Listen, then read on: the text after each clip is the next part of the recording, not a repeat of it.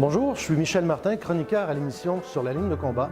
Aujourd'hui, je m'entretiens avec Danny Hamel, directeur et conservateur au Musée Royal 22e Régiment à la Citadelle de Québec, qui nous parle de l'histoire d'un fusil bien particulier. Monsieur Hamel, vous êtes directeur et conservateur du Musée Royal 22e. Ici, il y a un certain nombre d'artefacts qui relatent l'histoire militaire du pays. Mais ce fusil derrière vous a une histoire particulière. Parlez-nous de son parcours. Vraiment particulière. En fait, c'est un fusil Lee Enfield qui a fait la Première Guerre mondiale dans les mains d'un soldat du 22e bataillon. Et ce soldat-là l'a un petit peu abîmé. C'est-à-dire que lorsqu'on regarde sa surface, toutes les batailles auxquelles le 22e bataillon à l'époque a participé sont inscrites dessus. Ça fait en fait de cette arme un véritable journal de guerre. Et on remarque aussi d'autres inscriptions. Par exemple, il y a une étoile qui relate le nom de la marine de guerre du dit soldat là, qui s'appelait Stella. Et évidemment, ce fusil...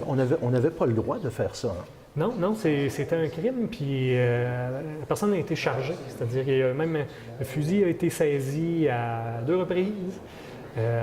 Et ensuite, vers la fin de la guerre, il l'a caché dans une grange. Il est arrivé une attaque au gaz, si bien qu'il n'a pas pu aller la rechercher par la suite. Et il l'a perdu. Il l'a perdu. Il s'agissait donc d'un jeune soldat canadien d'origine française qui a retrouvé ce fusil 38 ans plus tard. Et le fusil porte un nom particulier. Pourquoi? En fait, c'est coutume de donner un nom à des objets. On a ici un grand canon à la Citadelle qui s'appelle Rachel. Et ce fusil-là, vraiment particulier, se nomme Rosalie. Ça me dit quelque chose par rapport à une chanson. Pourquoi?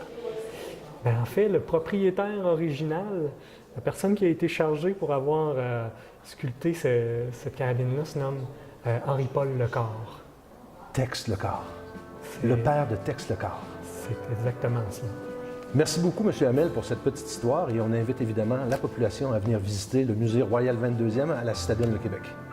Ça nous fait plaisir, puis nous sommes ouverts à l'année et c'est un engagement pour nous de recevoir nos vétérans et nos militaires ici à la Citadelle.